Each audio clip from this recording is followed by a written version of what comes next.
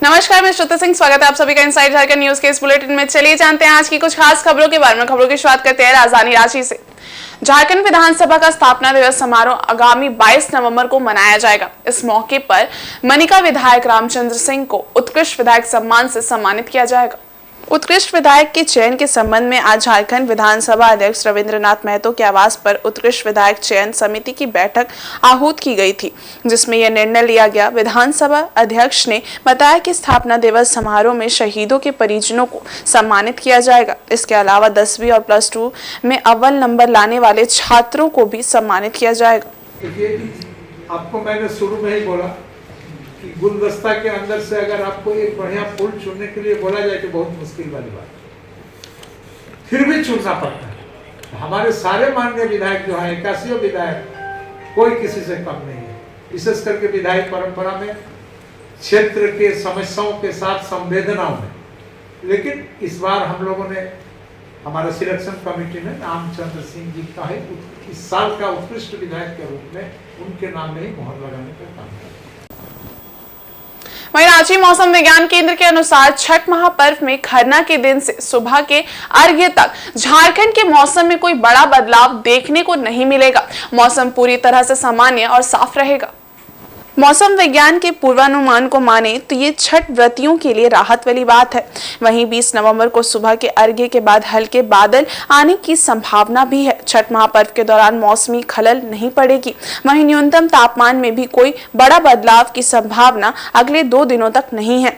2 दिनों के बाद बादल कम होने पर 2 से 4 डिग्री न्यूनतम तापमान में गिरावट की संभावना है। साथ ही भारत मौसम विज्ञान केंद्र की ओर से लोक आस्था के महापर्व छठ की पूरे वासियों सहित पूरे देशवासियों को हार्दिक शुभकामनाएं दी जाती हैं।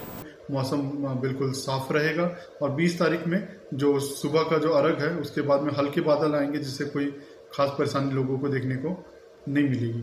तो खरना और प्रथम अर्घ जो शाम का अर्घ है और सुबह का अर्घ में मौसम झारखंड में अच्छा रहेगा और छठ में कोई वैसी मौसमी खलल पड़ने की कोई संभावना ऐसी जताई नहीं जा रही है।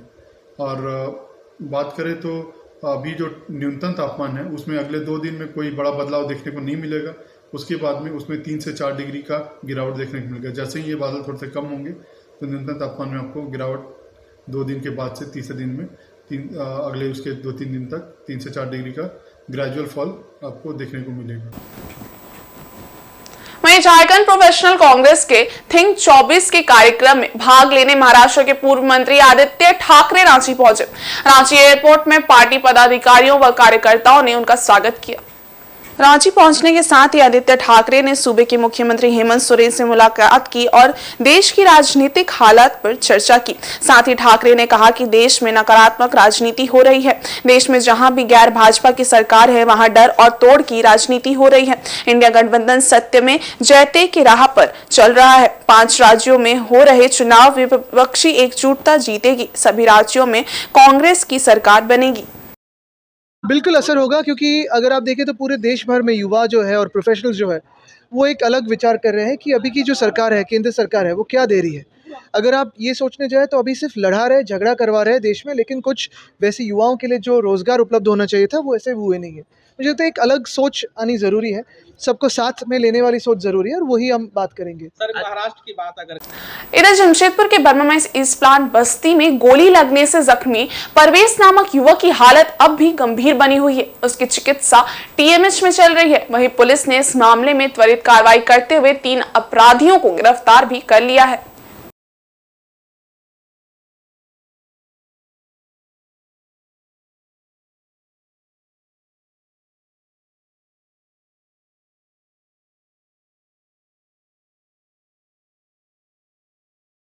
बताते चले कि पुराने विवाद को लेकर अपराधियों द्वारा चलाई गई गोली समीप में खड़े परवेज नामक युवक को सिर में लग गई थी, जिसे गंभीर हालत में टीएमएच में भर्ती कराया गया है। प्रत्यक्षदर्शियों के अनुसार गोली क्षेत्र के रहने वाले ट्रांसपोर्टर सत्तू गौड़ ने चलाई है। गाड़ी चलाने को लेकर सत्तू गौड़ और बिट्टू के बीच विवाद हुआ था, जिसके बाद सत्तू अपने बेटों के साथ हथियार लहराते हुए आया और अंधाधुंध 5 से 6 राउंड फायरिंग कर दी। इस दौरान एक गोली समीप ही खड़े परवेज के कनपट्टी में जा लगी। घटना के बाद भाग रहे सत्तू को स्थानीय लोगों ने धर दबोचा और पुलिस के हवाले कर दिया। वहीं गंभीर हालत में परवेज को टीएमएच में भर्ती कराया गया, जहां उसकी हालत नाजुक बनी हुई है।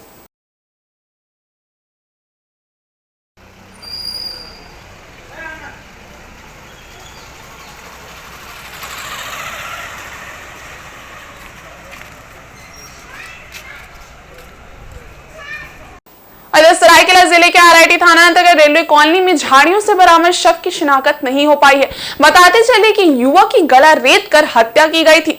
इसके बाद शव को लाकर झाड़ियों में फेंक दिया गया, क्योंकि घटनास्थल पर रक्त नहीं के बराबर पाया गया था, जिससे इस बात का संदेह है कि युवक की हत्या अन्यत्र की गई और हत्या का साक्ष्य मिटाने के ख्याल से शव को झाड़ी में लाकर फेंक दिया गया। जानकारी हो कि शुक्रवार दोपहर शव मिलने के बाद रेलवे कॉलोनी में सनसनी फैल गई। स्थानीय लोगों द्वारा फौरन आरआईटी पुलिस को शव पाए जाने की सूचना दी गई, जिसके बाद मौके पर दल बल के साथ पहुंचे थाना प्रभारी सागर लाल मेहता ने मामले की जांच शुरू की। थाना प्रभारी द्वारा बताया गया है कि प्रथम दृष्टि में हत्या गला रेत कर की गई है, बाद में शव को लाकर झाड़ियों में फेंक दिया गया। थाना प्रभारी ने बताया कि रेलवे कॉलोनी के बंद पड़े क्वार्टर में संभवतः युवक की हत्या की गई है। पुलिस अनुसंधान के क्रम में मृत युवक के शव की पहचान नहीं हो सकी है। इधर पुलिस द्वारा शव कब्जे में लेकर पोस्टमार्टम के लिए भेज दिया गया है। स्थानीय लोगों के अनुसार मृतक रेलवे कॉलोनी क्षेत्र का नहीं है। पुलिस सभी पहलुओं की जांच में जुट गई है। जैसा देखने से लग रहा है कि जैसे कि रेलवे क्वार्टर में इसको हत्या कर इसको झाड़ी में छुपा दिया गया है, वही तक प्रतीत हुआ है। अभी ये लग रहा है कल का है या फिर रात्रि का है। नहीं, ये तो अभी पता नहीं चला है, लेकिन जैसे इसका हत्या जैसा देखने से लग रहा है कि मर्डर कहीं और हुआ है और इसको झाड़ी में छुपाया गया है। मर्डर हुई रेलवे क्वार्टर में गिरा हुआ जिसका चल रहा है। वहीं सारंडा में अचानक बड़ी नक्सल गतिविधियों के मद्देनजर पुलिस ने नक्सल विरोधी अभियान और तेज कर दिया है।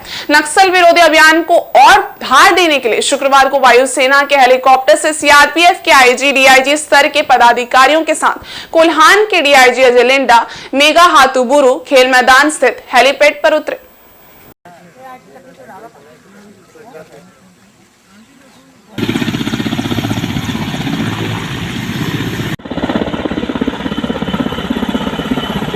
कीरीबुरु के सीआरपीएफ के डेढ़ कार्यालय में नक्सल विरोधी अभियान को लेकर सुरक्षा बलों की एक अहम बैठक हुई है। इस बैठक में नक्सल विरोधी अभियान को और तेज करने को लेकर ठोस रणनीति तैयार की गई है। मालूम रहे कि कोल्हान जंगल में माओवादी शीर्ष नेता डेरा जमाए हुए हैं और सुरक्षा बल के जवान इलाके में नक्सलवाद को खत्म करने के लिए लगातार ऑपरेशन चला रहे हैं। दूसरी तरफ लगातार आईईडी ब्लास्ट कर इलाके में नक्सली आतंक का साम्राज्य खड़ा करने में लगे हुए हैं। इन विषय परिस्थितियों से लड़ते हुए नक्सलवाद को खत्म करने की बड़ी चुनौती सुरक्षा बलों पर है।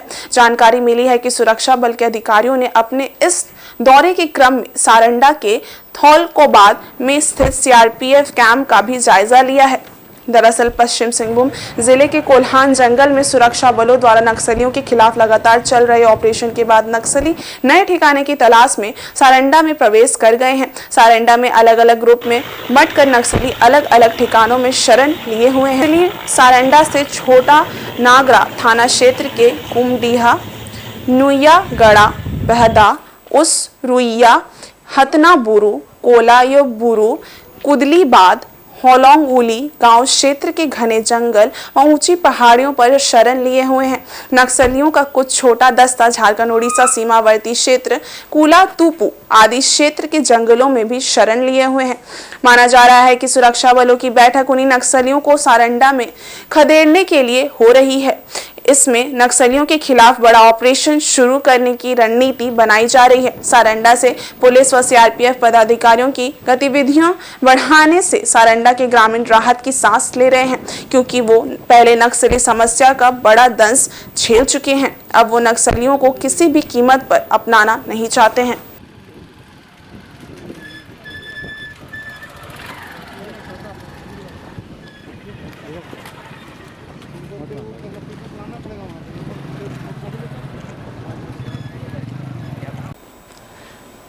और इधर पश्चिमी सिंहभूम में चलाए जा रहे नक्सल विरोधी अभियान में सीआरपीएफ 94 बटालियन के बम निरोधक दस्ते के जवान संतोष उरांव शहीद हो गए हैं। वो गुमला जिले के घाघरा थाना क्षेत्र अंतर्गत टोरियन डीहा के रहने वाले थे। वहीं आईडी ब्लास्ट में 2 और जवान जख्मी हो गए हैं। उनकी चिकित्सा रांची के निजी नर्सिंग होम में चल रही है। सीआरपीएफ के शहीद जवान संतोष उरांव का पार्थिव शरीर सीआरपीएफ कैंप ले जाया गया, जहां राज्यपाल सीपी राधाकृष्णन और मुख्यमंत्री हेमंत सोरेन ने उन्हें श्रद्धांजलि अर्पित की। इस मौके पर मुख्यमंत्री ने शहीद की मां, पत्नी और दोनों पुत्रों से बात करते हुए उन्हें हर संभव मदद देने का भरोसा दिलाया। मुख्यमंत्री ने कहा कि शहादत की घटना से सभी दुखी हैं। उन्होंने कहा कि शहीद संतोष उरांव को वापस नहीं लाया जा सकता है, लेकिन उनके परिजनों के साथ हम मजबूती के साथ खड़े हैं। वहीं कोल्हान के गोयलकेरा में आईडी विस्फोट में सीआरपीएफ के 2 और जवान गंभीर रूप से घायल हो गए हैं, जिनका इलाज रांची के एक निजी अस्पताल में चल रहा है। बताते चले कि गोयलकेरा में चलाए जा रहे अभियान के तहत आईडी हटाने के दौरान बम निरोधक दस्ते में संतोष उरांव सबसे आगे थे। इसी कारण वो गंभीर रूप से घायल हो गए। एयरलिफ्ट से रांची ले जाए जाने के दौरान संतोष उरांव शहीद हो गए थे।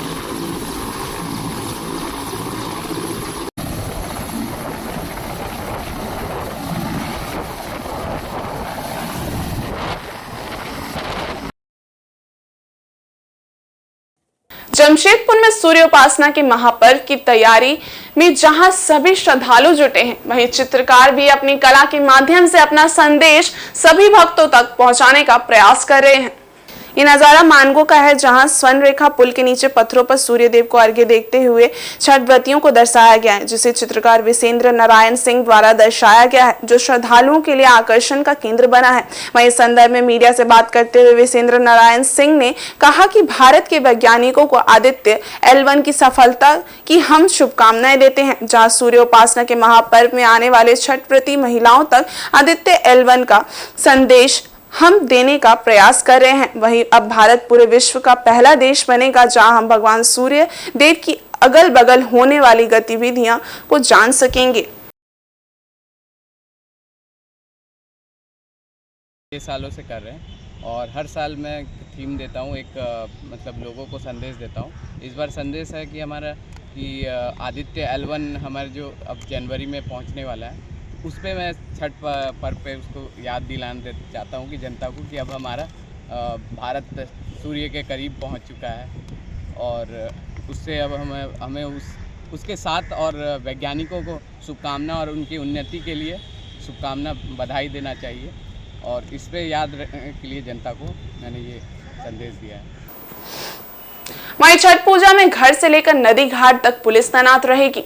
घर या दुकानों में चोरी रोकने और रास्ते में उद्दंडता करने वालों को दबोचने के लिए 40 जवानों का स्पेशल दस्ता तैयार किया गया है। टाइगर जवानों से तालमेल बनाकर यह दस्ता शाम से लेकर सुबह का अर्घ्य देकर घर पहुंचने तक लोगों के घरों की निगरानी करेगा।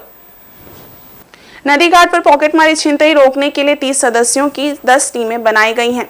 ये लोग सादे लिबास में निगरानी करेंगे और प्रशिक्षु डीएसपी इनकी अगुवाई करेंगे। डीएसपी के साथ 5 बाइक सवार जवान व क्यूआरटी की टीम रहेगी। शुक्रवार की शाम जमशेदपुर के एसएसपी किशोर कौशल ने कंपोजिट कंट्रोल रूम में छठ के दौरान बरते जाने वाले एहतियात से जवानों को अवगत कराया और कहा कि पुलिस घूम घूम कर घर व दुकानों की निगरानी करे, संदिग्ध पर नजर रखी जाए, लापरवाही बरतने वालों को चेतावनी दी गई।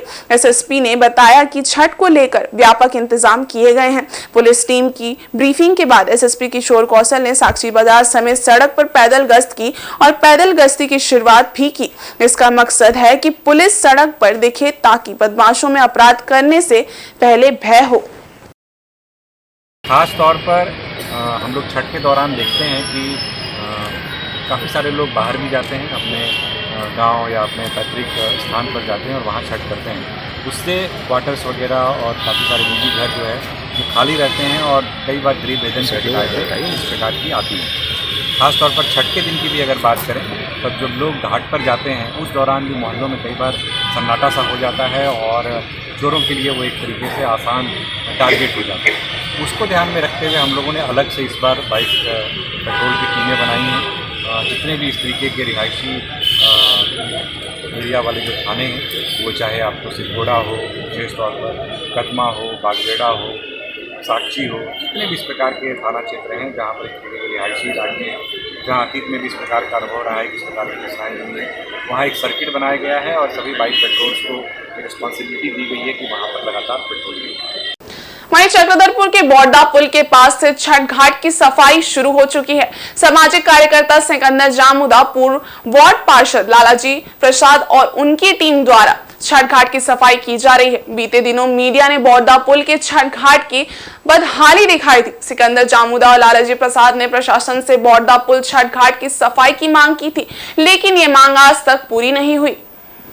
आखिरकार दोनों सामाजिक कार्यकर्ताओं ने मिलकर अपने समर्थकों की मदद से श्रमदान कर इस छठ घाट की सफाई शुरू कर दी है। छठ घाट की सफाई के लिए जेसीबी मशीन लगाया गया है। घाट में मौजूद कचरों के ढेर को हटाया जा रहा है। साथ ही साथ छठ घाट को समतल कर छठ व्रतियों के पूजा के अनुकूल बनाया जा रहा है, ताकि पूजा के दौरान छठ व्रतियों को किसी तरह की कोई दिक्कत ना हो। साथ ही साथ मुख्य सड़क मार्ग से लेकर छठ घाट तक पहुंचने के लिए कच्ची सड़क को भी लोगों के चलने के अनुकूल बनाया जा रहा है, ताकि उबड़ खाबड़ रास्तों में चलने की परेशानी से श्रद्धालुओं को निजात मिल सके। सामाजिक कार्यकर्ता सिकंदर जामुदा और पूर्व वार्ड पार्षद लालाजी प्रसाद छठ व्रतियों की सेवा के लिए कुदाल लेकर छठ घाटों में पसीना बहा रहे हैं। दोनों का कहना है कि छठ पूजा से पहले घाट को श्रम दान कर दुरुस्त कर दिया जाएगा।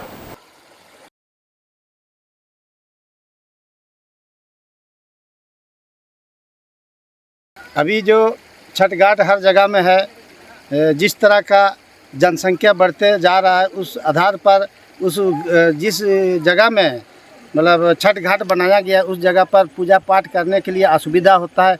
इसीलिए हम लोग सोचे कि चलिए जो जगह में मतलब 25 साल से मनाया जा रहा है उस जगह में भी श्रद्धालुओं द्वारा अपना छठ घाट आकर के पूजा पाठ करें, ताकि भगवान से आशीर्वाद मांगे अपना परिवार के लिए, देश दुनिया के लिए। इसीलिए मैं यही कहना चाहूँगा कि ये घाट को भी जेल गेट घाट को भी प्रशासन द्वारा दुरुस्त किया जाए, ताकि श्रद्धालुओं द्वारा किसी तरह का परेशानी होने का संभावना ना हो। ये जो आप छठ घाट देख रहे हैं ये शहर का बौड्डा पुल नदी छठ घाट है। ये ठीक जेल के सामने वाला घाट है और दूसरा घाट आपका बौड्डा गांव पे है। बौड्डा गांव के नज़दीक शिव मंदिर के नीचे में है।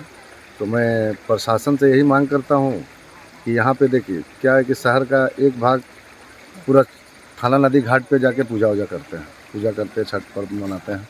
और साथ ही हमारे बौड्डा पुल पे भी काफ़ी लाखों के हज़ारों की संख्या में यहाँ श्रद्धालु आते हैं और यहाँ भी पूजा करते हैं। तो यहाँ सरकारी सुविधा नहीं मिल पाता, जिस कारण से यहाँ पे पूजा करने में काफ़ी कठिनाइयाँ होती है श्रद्धालुओं को। तो मैं प्रशासन से जिला प्रशासन से यही मांग करता हूँ कि बौड्डा पुल नदी घाट पे जो 2 पार्ट पे 2 जगह होता है, उस नदी घाट के ठीक चलने वाली सड़क का मरम्मती जल्द से जल्द कराएं। ऐसा नहीं है कि उस सड़क को पिचिंग कराना है या कोई कालीकरण कराना है। उस सड़क को लेबर के माध्यम से या जेसीबी के माध्यम से आने जाने के लिए जो ऊंचा नीचा है वो सड़क बन जाने से ऊंचा नीचा ख़त्म हो जाएगा, श्रद्धालुओं को आने जाने में सुविधा होगी। तो इसलिए हम लोग प्रशासन से भी करते हैं कि 25 साल से जो भी पोटका वासी वो अपने ही सहयोग से करते हुए आ रहे हैं, तो किसी प्रकार की बाहरी उनसे कोई भी सहयोग नहीं मिल पा रहा है, जिसके कारण हम लोग को तकलीफ भी होती है कि बहुत ज़्यादा कि अपने से करने में। तो हम चाहते हैं प्रशासन से और एसडीएम तरफ से भी कुछ हम लोग को सुविधा मिले, जिसके द्वारा कि हम लोग अच्छे से कर पाएँ यहाँ पे प्रोग्राम को और श्रद्धालुओं को भी दिक्कत ना हो। और जिसमें मेन हम लोग को हो जाते हैं कि रास्तों का बनाने के लिए, और जो ये सबसे बड़ी बात है कि एनएच के किनारे है, इसलिए थोड़ा सी दुर्घटना को देखते हुए प्रशासन को भी रहता है कि गाड़ी घोड़ा के लिए थोड़ा सा प्रशासन के व्यक्ति रहे, तो जिससे कि गाड़ी घोड़ा का आवागमन थोड़ा सा धीरे से हो। अंग्रेजों के खिलाफ लड़ने वाले महानायक लाला लाजपत राय की 95वें पुण्यतिथि पर जमशेदपुर की नमन संस्था परिवार द्वारा उन्हें श्रद्धांजलि दी गई और उनके द्वारा किए गए कार्यों को याद किया गया। इस मौके पर नमन के संस्थापक अमरप्रीत सिंह काले सहित शहर के कई देशभक्त युवा और महिलाएं शामिल हुई, जिनके द्वारा लाला लाजपत राय की तस्वीर पर पुष्प अर्पित कर उन्हें श्रद्धांजलि देते हुए उनके कार्यों को याद किया गया। इस दौरान मौजूद गणमान्य लोगों ने लाला लाजपत राय द्वारा अंग्रेजों के खिलाफ छेड़े गए आंदोलन का जिक्र करते हुए देश की आजादी के लिए किए गए कार्यों पर चर्चा की।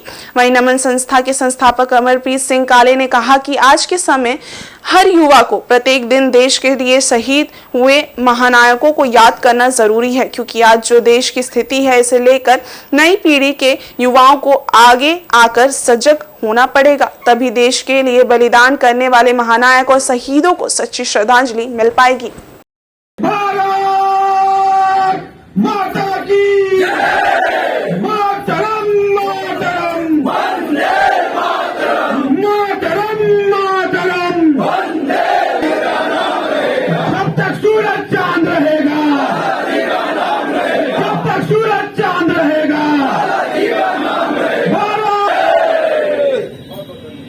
आज महान स्वतंत्रता सेनानी, महान देशभक्त लाला लाजपत राय जी की पुण्यतिथि थी। नमन शहीदों के सपनों, आज हम उनको श्रद्धांजलि अर्पित किए हैं नमन परिवार की तरफ से। उनके सपनों को याद किए हैं। सशक्त राष्ट्र का निर्माण के लिए उन्होंने अपने प्राणों की आहुति दी। सशक्त समाज का विचार के साथ उन्होंने अपने प्राणों की आहुति दी। लाला लाजपत राय बहुत बड़े चिंतक, विचारक थे, अर्थशास्त्री थे। उनकी शहादत जन्मों जन्म तक इस कृतज्ञ राष्ट्र के द्वारा उनको याद किया जाता रहेगा। आज आप देखेंगे बड़ी संख्या में हमारी मातृशक्ति, नौजवान, विभिन्न संस्थाओं के लोग आज यहाँ उपस्थित थे और लाला लाजपत राय जी के प्रति उनके जो भाव थे हम सब ने सुने हैं और उनको अपनी श्रद्धांजलि सभी ने अर्पित की है। नौजवानों से और समाज से आपके माध्यम से मैं अपील करूंगा, प्रत्येक दिन कुछ पल अपने ऐसे जो रियल हीरो हैं, जो वास्तविक हीरो है, नायक है, जिन्होंने राष्ट्र के लिए कुर्बानियां दी है, बलिदान दिया है, उनको कुछ क्षण जरूर याद करें और सशक्त समाज और राष्ट्र परम वैभव के शिखर तक पहुंचे। इसके लिए संकल्पित भाव से प्रयास करना हमारा धर्म है, हमारा फर्ज है। इन्हीं संकल्प को दोहराते हुए नमन परिवार ने आज ये कार्यक्रम प्रत्येक वर्ष, प्रत्येक हमारे जो महान शहादत देने वाले बलिदानी हैं उनको हम याद करते हैं। और इस बुलेटिन में बस इतना ही। ब्रेक के उस पारे कुछ और खास खबरें, तब तक के लिए देखते रहिए इनसाइड झारखंड न्यूज। धन्यवाद।